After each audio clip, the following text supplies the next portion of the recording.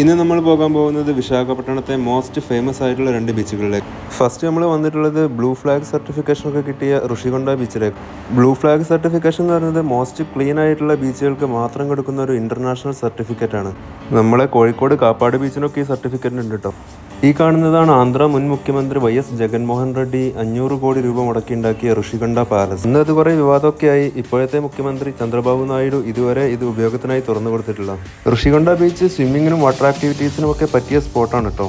ഇവിടെ വൈകിട്ട് 6 മണി വരെ ബോട്ടിങ്ങും അവൈലബിൾ ആണ്.